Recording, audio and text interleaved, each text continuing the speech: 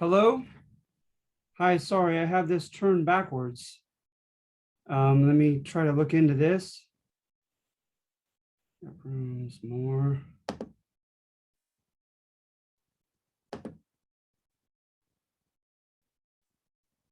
Funny. All right, if I have to turn this computer around, I will. Let's see here, but then I won't be able to work with it. Let's see here. Let me get down the 7 names. All right.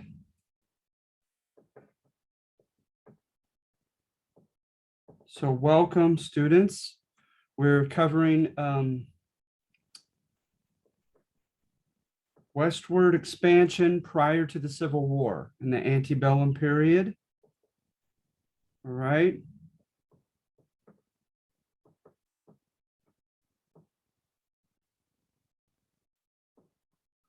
Are there any questions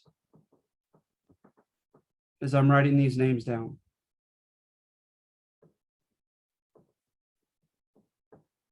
I'm not sure why my video isn't working, but I kind of have the same old late questions that I've been having.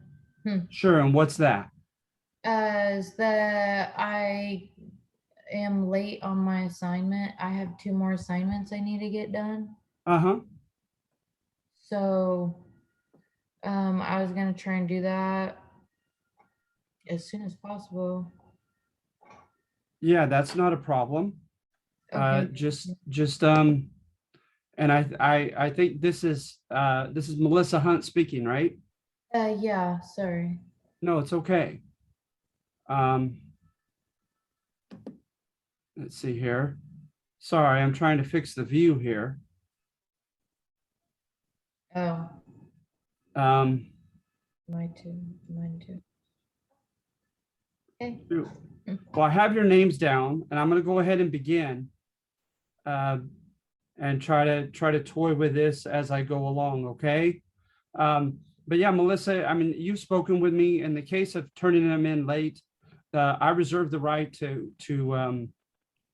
show mercy to some students if I feel like that it's not out of laziness. It's not out of a refusal to make my class a priority. And so just keep that in mind and just keep chugging away, okay? But what you have turned in and what I have graded, you've done well on. And so I wouldn't be too concerned, as concerned as you are. Let's see here. Sorry. I'm engaging in trial and error.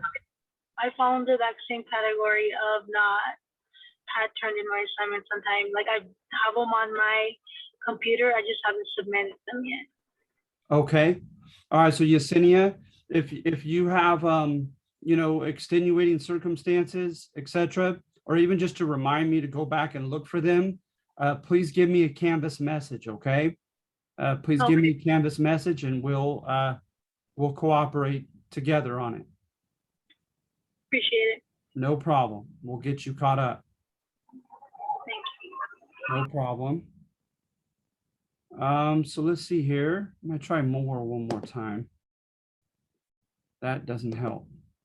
I'm gonna share the screen. So we're doing the antebellum period, right? And with the antebellum period, we're talking about, you see these lines here, the Americans, Anglo-American settlement across the continent. But notice, right, as from 1803, that was the Louisiana Purchase that had belonged to Louisiana prior to that, obviously the Native Americans. Louisiana had gone from Spain, France to Spain, back to France. Then you have the Spanish territory that constitutes the gray and the red. And then Mexico gained its independence from Spain by 1824, and they have broken free, and it became Mexican territory. But in 1839, the gray area, Texas, was lost to Santa Anna, connected to the famous Alamo episode and the Battle of San Jacinto. And then the Oregon Territory was claimed over the Native Americans by Great Britain. All right. And so long before these had become established American states, Americans are traveling across the continent, right? And so most of the major overland trails, at least Santa Fe, California or Mormon Trail, and the Oregon Trail began in Missouri and traveled westwardly across the Great Plains, then across the Rocky Mountains, then up into either down into the Southwest or up into the Pacific Northwest, and then cut through the Sierra Nevada. And so, yeah, I'm old enough to remember the Oregon Trail games, etc., and all the dangers that were implicit in that trek, if you will. Oftentimes you'd get a disease. You had accidents that were common. Of course, you had some cases of attack or extortion by Native American tribes, and so forth. And the weather and the animals, etc., to contend with, the elements. Not to mention the vast geography. The rivers, the Platte River is pretty nice on top, but it's got quite an undertow, and it took many a souls. The Columbia and Snake Rivers are pretty treacherous at times with their falls and rapids. And the mountain ranges, if you weren't aware of the South Pass through the Rocky Mountains, nor the secret pass through the Sierra Nevada foothills, you were in trouble oftentimes. And so that has been tied, that's somewhat of a legacy of the thesis by Turner, by a guy named Frederick Jackson Turner, who wrote a famous thesis in the 1890s. And what he does is he focuses upon economic opportunity, right? And he's going to contend in number 1 on your handout that the West renewed American meritocracy. Remember, meritocracy, there's a sense of fairness to it, right? You rise or fall according to your own merit, how hard you work, how talented you are, how intelligent you are, how wise of decisions you make, et cetera, et cetera. And so to him, right, it became almost indiscriminate, the dangers as well as the opportunities that arose in the far West as people moved there. And so to him, I think of like Joseph Campbell and his universal themes that he sees in all literature and philosophies and learning from different civilizations. And he contends a common motif is the hero's journey, whereby the hero, right, he has to suffer, he has to face obstacles, he has to have adversaries, he has to face adversity. It toughens him up, it sharpens his senses, it humbles his spirit, and it makes him a better protagonist of the story. It makes him a better man at the end. So Frederick Jackson Turner kind of tied to that type of motif. He contended that there were lots of dangers in the West, and those dangers were rather indiscriminate, that it didn't matter what your family name was back on the East Coast. It didn't matter how much money you had, he contended. It didn't matter what ethnicity you claimed, that you could just as easily drown in the Platte River. You could just as easily be killed by a Crow Native American. You could just as easily die of hypothermia, or et cetera, et cetera. And another component that he looks for as far as the dangers, because you could find that in some of the old school kind of court histories of the Oregon Trail that kind of adhere to this thesis. You could find stories of people going through harsh conditions, suffering greatly, facing much adversity. I mean, after all, the first gentleman who became publicized for doing it, going backward, by the way, from Oregon back to Missouri, was a guy named Robert Stewart. And his account is pretty dramatic of attacks extorted by the Crow tribe, Native American tribe, on more than one occasion. the men drinking their own urine, at one point even contemplating drawing straws as to who to kill and eat. It's pretty dramatic.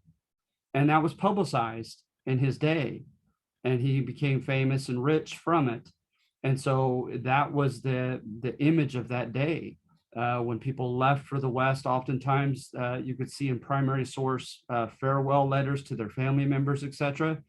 Almost always contingent with a contingent message, if I ever return. And so there was that sense of almost fatalism that they were going to likely face mortal dangers, right, during that period. And then this is carried, this image of this Wild West was, of course, carried on by Frederick Jackson Turner in his famous thesis. Also interesting is he looks for evidence of anarchy, literally no government, in the Oregon foothills, or I'm sorry, in the gold foothills of Northern California. You had hanging trees. You had miners' associations where the miners would just ad hoc at the grassroots level decide to kind of deputize themselves to try to bring about law and order. You have newspapers, the Mexican newspapers, and then the New American newspapers in California that are riddled with wanted ads, bandits, and people who would steal and kill, etc., and a lot of stories of such. And so it's predicated by primary source material as well. You had cases of no law and order because you got to recall, especially with California, they had not yet enacted the Northwest Ordinance laws, whereby the land was to be surveyed, put out into 6 square acre plots. So many 6 acre square plots would constitute a city, so many of those a county, so many of those a future state. And then bring in government, right? Bring in an alderman or like a police force and a mayor and a city council, etc. So some of these people flooded in and they had not yet established a police and institutional foundation yet in some of the areas. So you literally had kind of a, an almost Darwinian atmosphere of might making right. And whoever had the biggest, deadliest gun and fastest hand sometimes had his way with the local population, etc. We have that in newspaper accounts, etc. You see it in vigilantism, all the way up through the 1870s and even arguably 80s. The Dalton gang were chased by vigilantes all the way down to the Mexican border, I believe, and were killed by vigilantes. California deputized a motley group on more than one occasion to chase down suspects of murder and theft, etc., because they didn't have the institutionalized police structure yet established. And so you look at the Sydney Ducks, the Australian gangsters in San Francisco, you look at the Mexican bandidos like Joaquin Murrieta and many Anglo bandits and murderers as well. And so at any rate, this all ties into his thesis, right? Is that the West was equally dangerous for everyone, but there were opportunities there as well if you were smart enough, if you could improvise and react to the events around you quickly and wisely enough that it could be done. All right. And so that's something to think about for this. Sorry, I'm a terrible multitasker. I'm trying to turn this around, but having no luck. At any rate, so you have that in number 1, okay? And that's what he's trying to contend is, and then what about those equal opportunities? Well, for one was entrepreneurial, right? A risk taker who starts a business of some sort. You had like the Mormons and others who began to build ferries and charge people to travel across the dangerous rivers on their ferries. You had Sam Brannan, Brannan, in San Francisco, who nearly monopolized just pickaxes, shovels, and basic equipment for gold mining, and then sold those at exorbitant rates to the miners and became filthy rich from doing such. You have resentment toward the Chinese and their success with laundromats and opium dens and restaurants and so forth. And so if you were quick enough on your feet, you could develop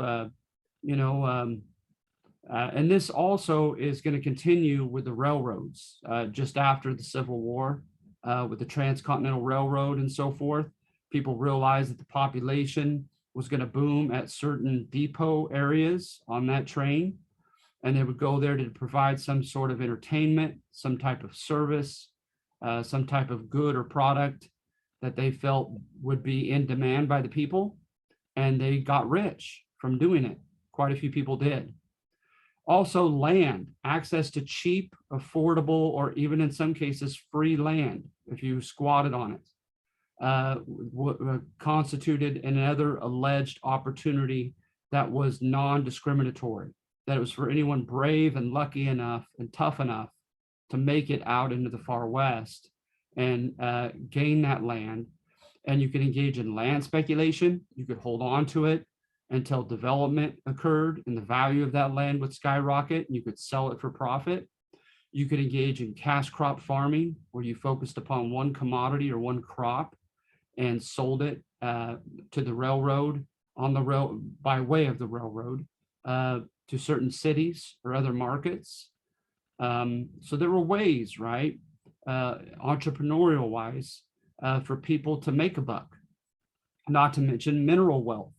When you look at the Spanish-speaking Mexican newspapers, the Alta California and other newspapers at the time of 1848, they contended, right? There's a famous quote whereby they stated that people were gaining the equivalent of over $1,000 a day, okay? Over $1,000 a day with no capital, no money to begin with, no expensive machinery, and no expertise or experience in mining, but just simply picking it out of the riverbeds of the American River, the Feather River, all these rivers in the Sacramento Valley and in the foothills. And by the way, The World Rushed In is a good book, a good classic book on the gold rush. I would also recommend H.W. Brands. He has a good book on the gold rush, etc. His is more nuanced with revisionist data in it. So speaking of revisionist data, those who want to revise this romantic thesis found in number 1, they say, wait a minute, was there true equality of opportunity for everyone? Now, granted, when you look in the 1820s and you look at the fur market, it seemed to be pretty cosmopolitan. You had a Spaniard named Manuel Lisa. You had a German immigrant named John Jacob Astor. And they hired multinational employees from many different nations, many different ethnic backgrounds, etc., cultural backgrounds. And money and labor tended to be the ultimate barometer or measuring stick they used in making their decisions. And so by the mid 1820s, when the fur trade really took off, it was a very polyglot, very diverse industry. People from all over the world and all different languages and cultures and ethnic backgrounds were engaged in that trade. Same thing with the gold rush of California of 48 to 52. Many other mineral rushes could be found in Nevada in the 1860s, Wyoming and South Dakota and Montana later on throughout the 1870s through 90s. And a very diverse group, socioeconomically, age-wise, as well as ethnically, traveled to those areas to try to get rich quickly, by garnering those resources. All right. And so you have some evidence of that. But then other revisionist historians say, well, wait a minute. What about those who did have more capital? What kind of leg up did they have? Well, for one, who were the ones that were building the roads, paving the roads, building the canals, and later constructing the railroads? They were very wealthy corporations, right? Impersonal corporations with thousands, if not more, of stock subscribers putting their money into their pot, if you will. And so they alone were the ones. You didn't have mom and pop railroad companies, right? You didn't have too many surviving mom and pop mining companies. And why is that? Is for one, the overhead, the amount of money had to be spent at first to construct the railroads, to lay them down, to ensure that the geographical obstacles were taken care of through dynamite or nitroglycerin and other expensive means, right? The poor couldn't afford to do that. With mining, you had the air-powered, known as pneumatic, starting with the P, and the hydraulic, water-powered drills. And they were as big as an oil derrick at first. There were these large, cumbersome machines that blasted into the mountainsides. And what do you know? Our textbook author, Alan Brinkley, contends most of the mineral wealth that was extracted came from deep within the walls of mountains, deep within the caves of the earth. And they were extracted by multinational corporations with big machinery. All right. Then they also contend in farming. Yeah, you could squat on land, you could become a cash crop farmer. But for one, you didn't have political capital. You didn't have political connections and know-how, like as far as graft goes, right? Whereby you know where ahead of time where the railroad is going to travel through, and you go and purchase that land before the government and the railroad come through, so that they can buy it from you and compensate you. You find out where a good future city is going to develop, and you purchase land there and establish businesses there before everybody else, etc. So they didn't have political capital. And then not to mention through economies of scale, like pulling a Walmart on someone, is the big guys could harvest much more wheat, which was a big commodity in the West, and they could undersell you. They could afford to put the price of their wheat cheaper than you could put your price without going out of business. And so, and why is that? Is they could buy more land to be cultivated. They could hire more laborers to cultivate the land. And then you had the beginnings of farm machinery that was, as it is today, very expensive. So you had the mechanical reaper and thresher and the harvester combine and these other fancy contraptions that the poor people couldn't afford. So they couldn't hang with the big guys. And then you also had water rights to contend with. And when you fast forward 100 years, you could look at like the Owens Valley down by LA. You could look at Hetch Hetchy with San Francisco. And you find that those with political capital, with political muscle, tended to get the courts to agree to allow them the first primary water rights in the area. And you can't farm, you can't live without subterranean water or river water. All right. And then another voice of contention besides the Marxist, that's kind of a Marxist. It's often used by Marxists. In and of itself, the data is not Marxist, but Marxists tend to highlight those things I just mentioned, right? Because remember, Marxist historians believe that the capitalist system is inherently parasitical, that it's kind of rigged for the rich, giving false hope to the poor. And of course, the rich are going to win in a very inequitable, unfair manner. In addition to the Marxist type history, that goes against Turner's thesis, right? It obviously goes against it because they're contending what? No, it paid to be rich. The rich had a huge advantage. There was not American meritocracy in the West.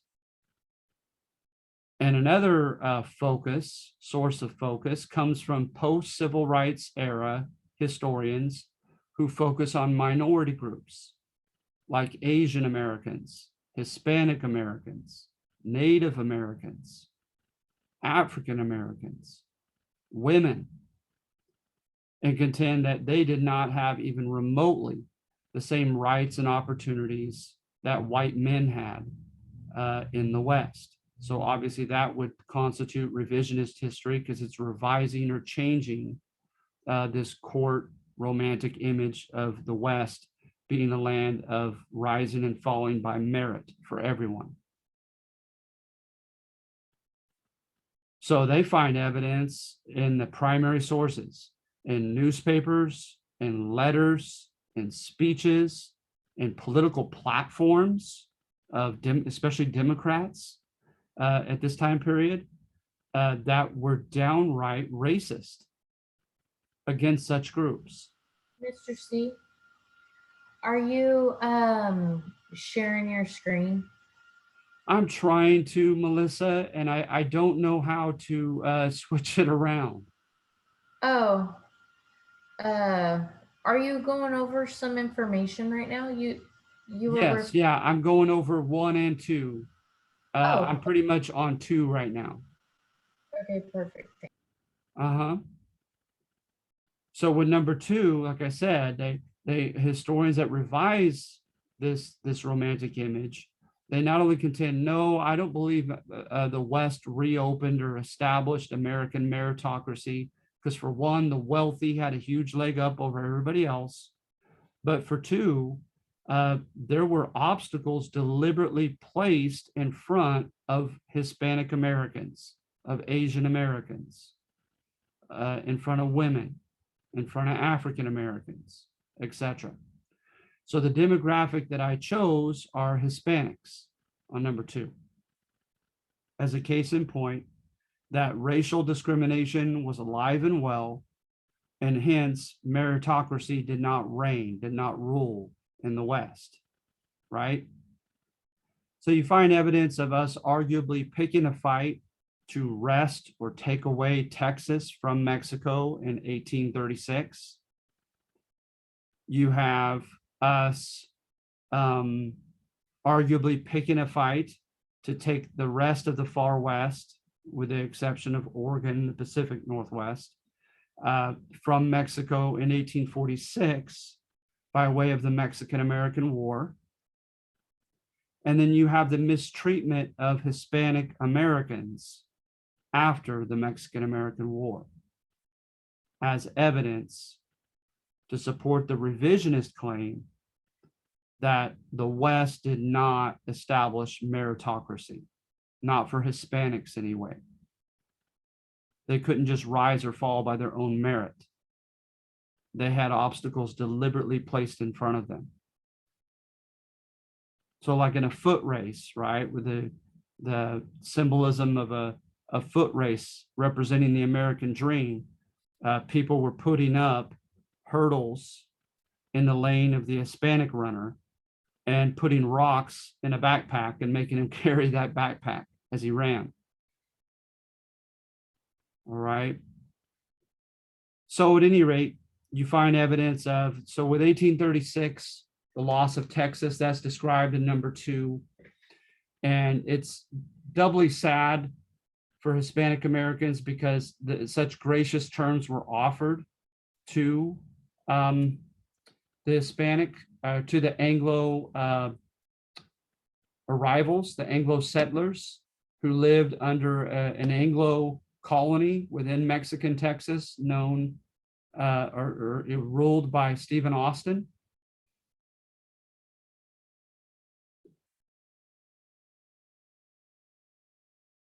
Mexico was vulnerable. They had lots of different constitutions. They had coups. They had rebellions. They had civil wars several times. So that political instability made them vulnerable. They're always fighting between the conservatives and the liberals. A guy named Bustamante, a guy named Iturbide, a gentleman who flopped back and forth, but sometimes Santa Anna were on the very far right. And then you had people like Vicente Guerrero and Gomez Farias, who were on the far left. And oftentimes when one president won an election, the other side could not handle it and contended that there was fraud in the election, and then there would ensue physical violence. So Mexico was a bit of a mess during its early republic after gaining independence from Spain. And did the Anglos in Texas want to take advantage of that? So they came in, they were given over 4,000 acres of free land. They were given 5 years of tax exemption. And all that was asked of them was to become Roman Catholic, to transact public business in the Spanish language, and to abide by Mexican law. Well, a guy named Mier y Terán sent a commission and himself up into Texas on behalf of Mexico. And he decided that the gringos, right, the Anglos, Americans under Austin's colony were defiant and dangerous. So they closed off immigration of Anglos into Mexican Texas. They threatened to deport any Americans who had illegally brought in slaves, because Mexico had already freed its slaves. All right. And so that begins the friction. Then, of course, there were protest committees. Stephen Austin himself traveled to Mexico to try to adjudicate or referee this dispute. And instead, he was incarcerated for about 15 months. And he lost faith during that time, evidently, in the Mexican government, and encouraged, at least stepped aside and told the Anglos in his colony to do as you will. You see, prior to that, there was a Fredonian revolt by two brothers, and they tried to free themselves from Mexican Texas. And Austin himself, as another American, Anglo-American, he stomped down that rebellion and stayed loyal to Mexico. But after the April 6th colonization law and after his incarceration, he ceased to be loyal to Mexico. And so then it's the next spark, and there were issues with taxation. You can look up a place called Anahuac, Anahuac. There was lots of drama over taxes there. But the final straw that broke the camel's back, according to the court history, is the Siete Leyes, the 7 laws constitution by Santa Anna. He declared that he could shut down Congress at will, that he would handpick governors. The governors would handpick local agents. So it took away from representative government that they had enjoyed under the 1824 Constitution. And so the Anglo-Americans were contending they were fighting for their freedom and for a return to the liberal 1824 Constitution. Chicano historians contend that they were as racist as can be, and this was a convenient excuse to try to try what the Fredonian Revolt had attempted, to try to break free and take that luscious land of eastern Texas away from Mexico and have it for themselves. And of course, with human complexity, the two could have coexisted as far as motives.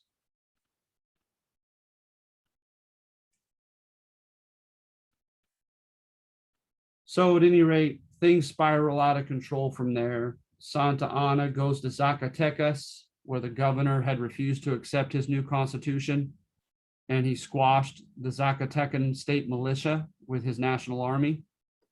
And when he heard that the Americans were arming themselves and taking over Mexican presidios or forts, he marched next to Texas. And that's where you had the Alamo incident. About 200 people slaughtered at the Alamo in San Antonio, Texas, after they'd been given an opportunity to evacuate and would not. And you had a group of people that went down, according to the primary sources in their image in that generation, as martyrs. William Barrett Travis, James Bowie, and especially Davy Crockett. And so then under Sam Houston, they're going to surprise the Mexican army at San Jacinto River, Jacinto, and they're going to seize the person of Santa Anna. And in return for his life, he signed Texas over to them. So from the summer, or late summer of 1836 to the beginning of 1845, Texas was its own Lone Star Republic or country. Because the Mexican government warned us not to annex Texas, not to add it as a new state. And even someone as controversial and bold as Andrew Jackson would not touch this issue. But John Tyler and James Polk would. John Tyler is the only president to be kicked out of his own party as president. He was a Whig, and so much of his platform was Democrat that they kicked him out of his own party, and he acted in compliance with what the Democratic Party wanted. As early as 1843, when there was a mass movement into Oregon, people were contending, using a term from the press, manifest destiny, that it is clear, it's manifest in many ways, that it is our God-given right and destiny to take over the entire continent. And that those that we take over will be better off for it. We'll give them a more enterprising economy with more opportunities for the average person, and we'll give them a freer, more democratic Republican form of government than they were experiencing themselves. So hence they ought to thank us for taking them over, known as manifest destiny. And there were lobbyist groups. The churches, the Baptists and Methodists, were really preaching to save the Native Americans in the Oregon Territory and in the far west. And by the mid-1840s, they were sending lots of missionaries into the Willamette Valley of Oregon, for instance. You also had journalists like Horace Greeley, who was a big journalist, by the way, sent people like Thomas Farnham to publicize what they saw of the far west and to promote it to the rest of the country, to encourage people to move there. You also had expeditions on behalf of the armed force, but of course they weren't military expeditions. They claimed to be like Lewis and Clark, topographical, zoological, supposed to look at the flora and fauna and geography and the conditions of the West. But it seemed almost like military espionage to a lot of people. So Lieutenant Charles Wilkes, John C. Fremont were big names. And then senators like Lewis Lynn and Thomas Hart Benton were very strong advocates for westward expansion and manifest destiny. And they sent people like Dr. Elijah White into the far west and gave them funds to try to promote the popularity of the West and its image, to try to induce more Americans to move there. The federal government also began doing things to subsidize, to help economically help Americans travel across these overland trails. They established forts, and at the forts, you could find guns, food, sustenance, and necessary products and goods. They provided maps at key points along the Oregon Trail. They established markers.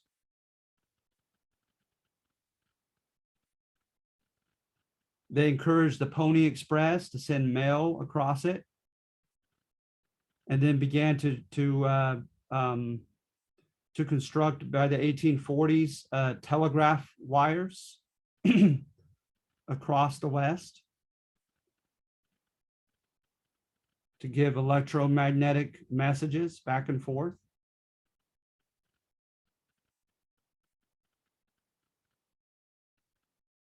So at any rate, Mexico wasn't dumb. They were seeing the writing on the wall.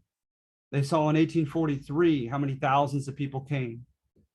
In 1849, famous 49ers, over 80,000, 80,000 registered across the Oregon Trail alone. And of course, others were coming by way of the Santa Fe Trail, coming through the Isthmus of Panama, going beneath South America. So that was nowhere near the total of people that moved to California in the far West in 1849. But we're getting ahead of ourselves because that was after the Mexican-American War, right? Because the Mexican-American War was 46 to 48. But still, the signs were there. John C. Fremont came into Mexican California 3 times. The first time he had letters with instructions that made sense and kind of assuaged the distrust, the suspicion of the Mexican authorities. But trips 2 and 3, he had no such letters. So no known reason as to why he would come in an American military uniform into Mexican California. You had a couple free sailing buccaneers, if you will, or corsairs, who raised a contingent of naval guys that were not officially recognized by the American Navy. But they falsely thought that we were in war with Mexico, and they came and attacked Monterrey, not once, but twice. So Mexico had plenty of warning signs. So then by the time Polk comes into the administration, he begins to argue and stating that America should annex Texas, and then argues over the southern border of Texas, claiming that it should go down to the Rio Grande, which was known as the Rio Bravo del Norte in Mexico. But with the treaties with Spain, it only went down as far as the Nueces. So he's trying to enlarge Texas territory, just adding insult to injury. And he also sent not 1, but 2 diplomats to Mexico separately to try to induce them to sell the far West to us, to the United States, for $15 million. And of course, the Mexican government considered that an insult, an affront to their dignity, to their national dignity. Well, in that disputed territory between the Nueces and the Rio Grande, a handful of Americans were shot off their horses in a cavalry unit, and Polk asked Congress to declare war against Mexico. So from 46 to 48, we sent 1 major expedition in the north through Coahuila beneath Texas. And we sent an even bigger one into the port of Veracruz in southern Mexico, which marched to Mexico City itself. The first one under Zachary Taylor in the north, and the other one under Winfield Scott in the south. We had better arms and machinery. Logistically, our engineers were very shrewd. Look up Cerro Gordo, Cerro, then Gordo. Supposedly American engineering won that battle. The Mexicans were fighting with one another. On one famous occasion, they ran out of ammunition.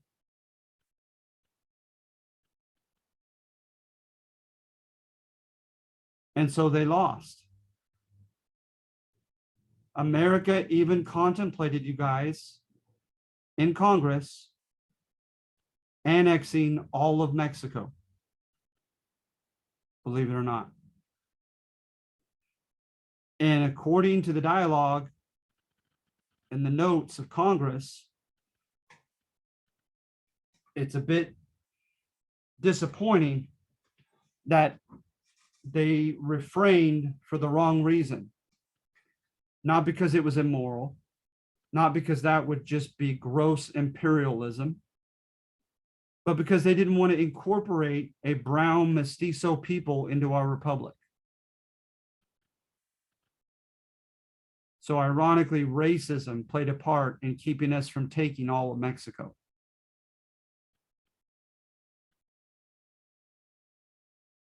So instead, like going back to those maps, we took all the red and the gray from Mexico. And then remember how we tried on multiple occasions to buy it for 15 million? We paid Mexico 15 million for it. Some people contend evidence of a guilty conscience. You're not going to find very often where a conqueror takes land from someone and then pays that person that they conquered for the land.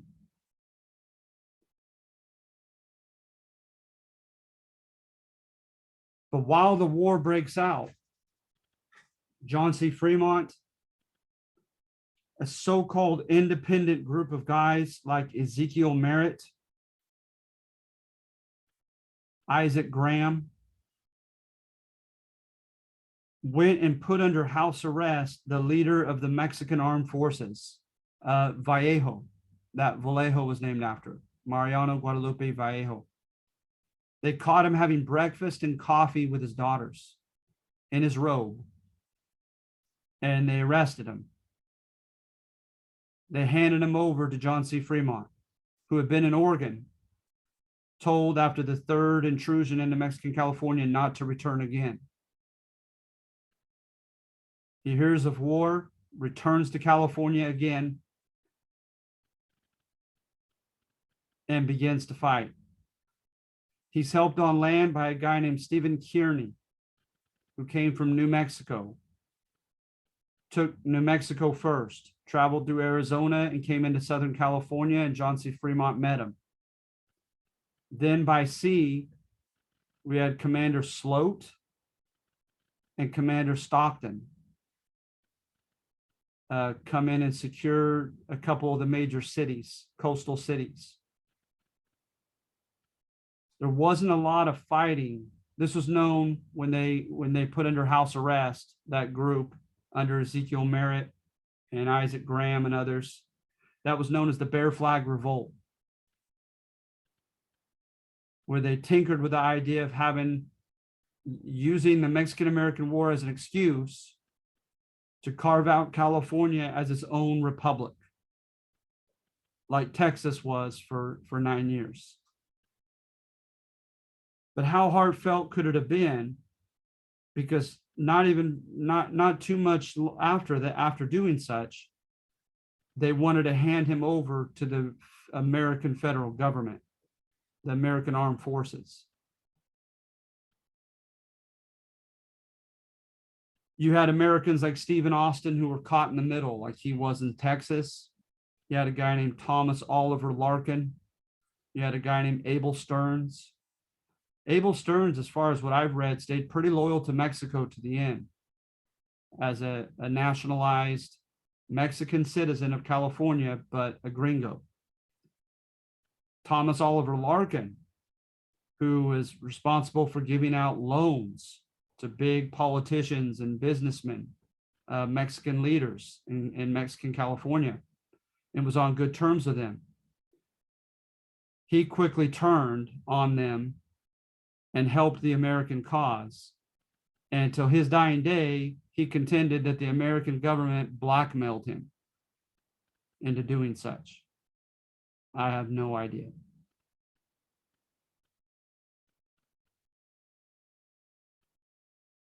Southern California put up a good fight. Los Angeles was put under martial law because of the rebellion of the Los Angeles inhabitants against the U.S. Armed Forces there.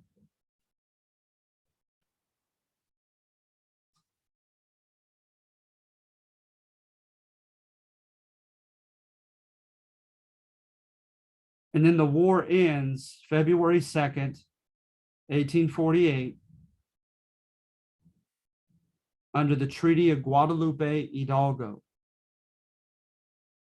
And in that treaty, it stated that Mexican Californios, Mexicans in Arizona, New Mexico, Colorado, parts of Utah, Nevada, that they were declared automatic citizens into all the rights of citizenship. Because after all, right, they didn't cross the border crossed them. Now they're under a new flag. But what looked nice on paper didn't seem to materialize, according to Chicano historians, in real life.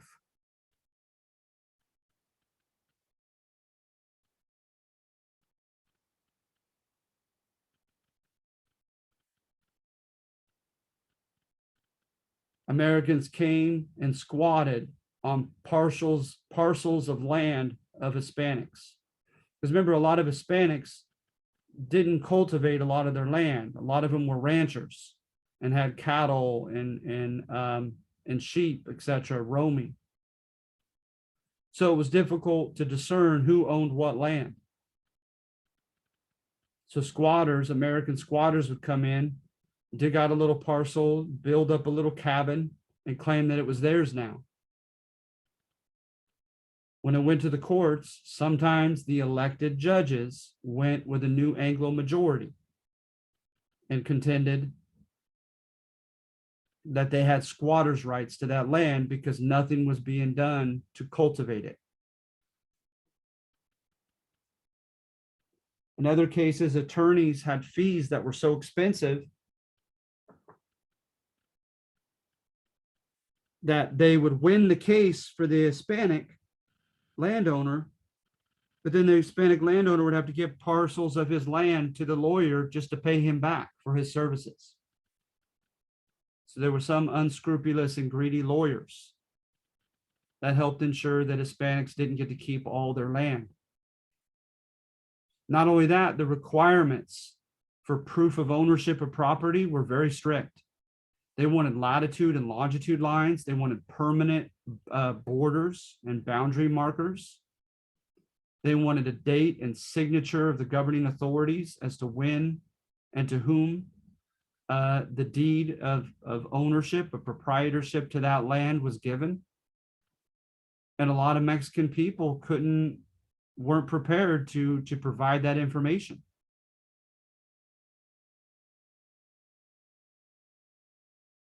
Then big American corporations came in, mining companies like the Anaconda copper mines.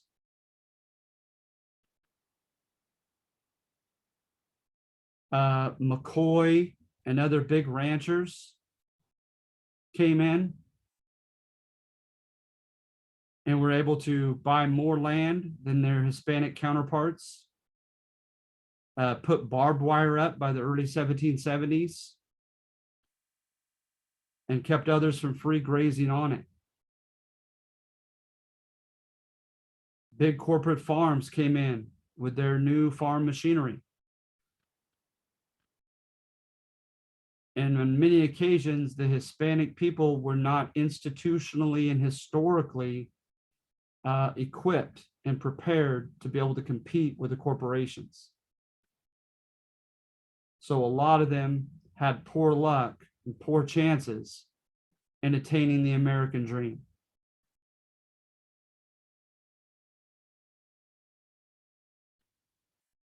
And then not only did Americans flood in from the gold rush and began to now outpopulate the Hispanic population, especially in California. So just without population alone, right, politically, they could elect their own Anglo politicians by outvoting the Hispanics. And when that didn't work, manipulative means were employed, such as gerrymandering. Gerrymandering, Gerrymandering, drawing districts in such a way as to keep the Hispanics deliberately the numerical minority in each voting district.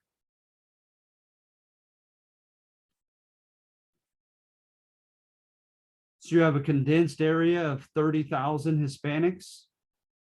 You break that up. You take 5,000 of them and you add them to a nearby county, 5,000 more to another county, 5,000 to a third county. And you deliberately make them the minority. So how did Hispanics respond to this? And by the way, the term that they use, the Chicano historians, is that they were pigeonholed into the proletariat. Remember, the proletariat is the manual labor class, and particularly in the new industrializing economy, capitalist economy.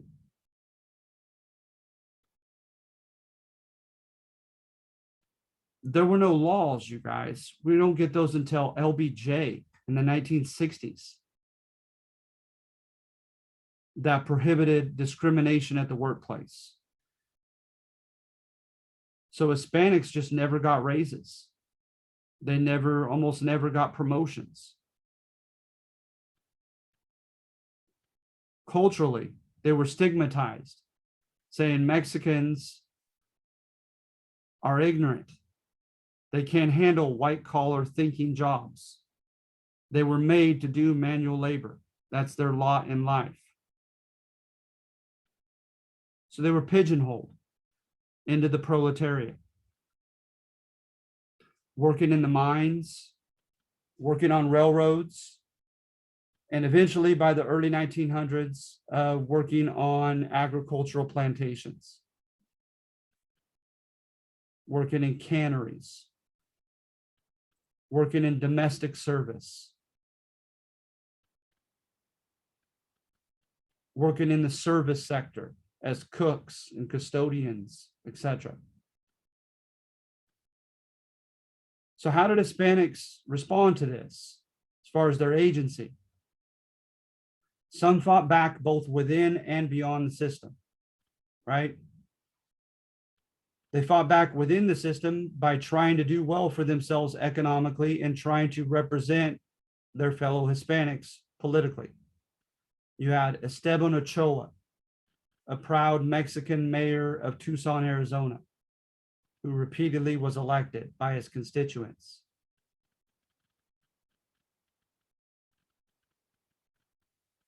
You had people making it on their own economically, like in San Antonio, a strong Hispanic middle class of lawyers, journalists, professors, writers, an intelligentsia, if you will. And in New Mexico, you had the Armijos and the other families that led a lot of business in the Santa Fe, New Mexico area. And if they either hanged with the corporations, in few cases actually bested them, outsmarted them. And then in some cases, they applied the dictum, if you can't beat them, join them. And in some cases, they joined the white corporations.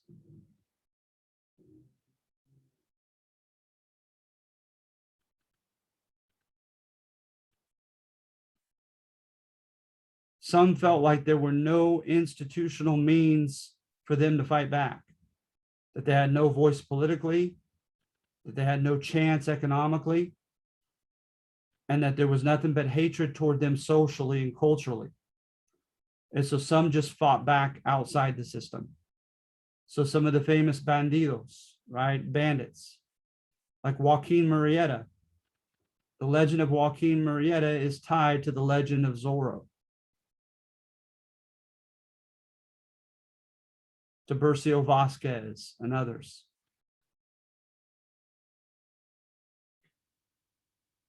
A guy named Gregorio Cortina. You had the the Whitecaps. And the Whitecaps were a group of people who would go and cut the corporate barbed wire and let out their cattle and steal their cattle.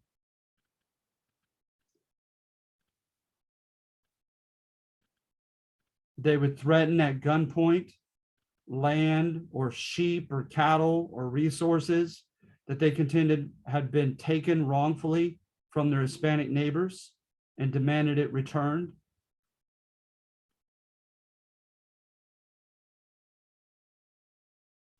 But then the Whitecaps became more, quote, civilized and institutionalized, and they began running for office in Texas and in New Mexico as an actual political party.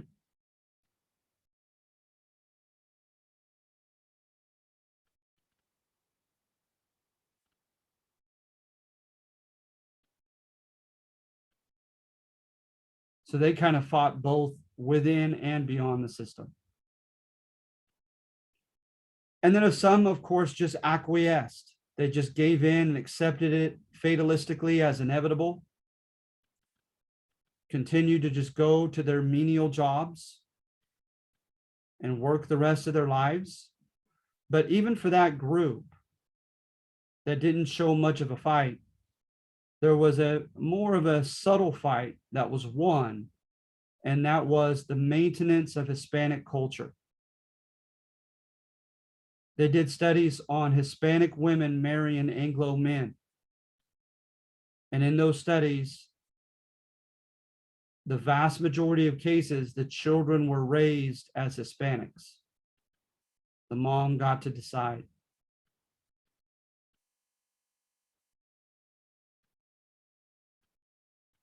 Many things connected to marriage and dating, all the different rites of passage for a young 15-year-old girl and for someone, a young man coming of age, and many other traditions that have survived to varying degrees to this day have been maintained, and some of which can be marked back at least as early as the 1600s, when the Spanish came into the far west. So they've maintained their culture very well.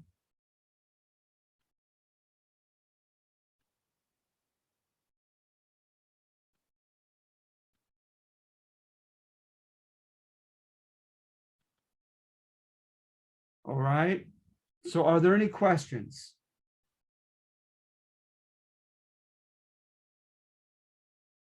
Any questions at all?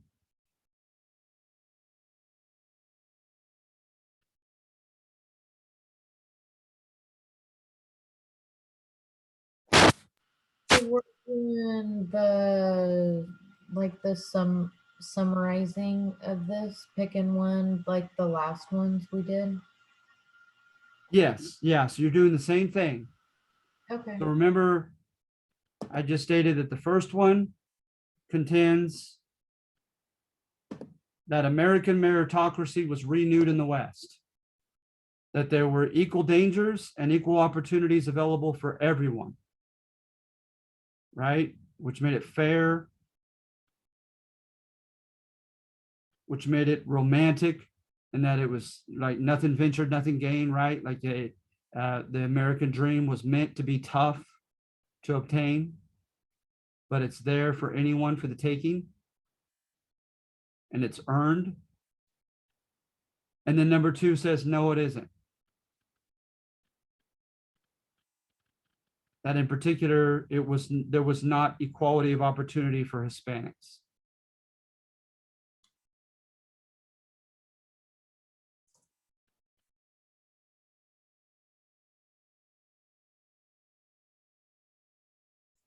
There's just 2 then? That's right. Okay, thank you. You're welcome.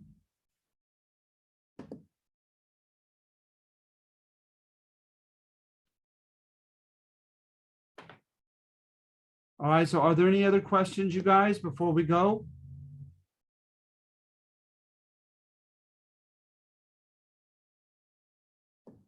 I just want to make sure that I keep working on these assignments and I'm getting some credit. So I Sure. appreciate you. Awesome live lesson. Thank you everybody for showing up. If that's it, I guess I'll take off. All right, that sounds great. Thank you, Melissa. Thank you, everyone else, okay? If there are any other questions, we'll go ahead and say goodbye. I hope to see you on Thursday, okay? Good luck and jump on this assignment. Take care, okay?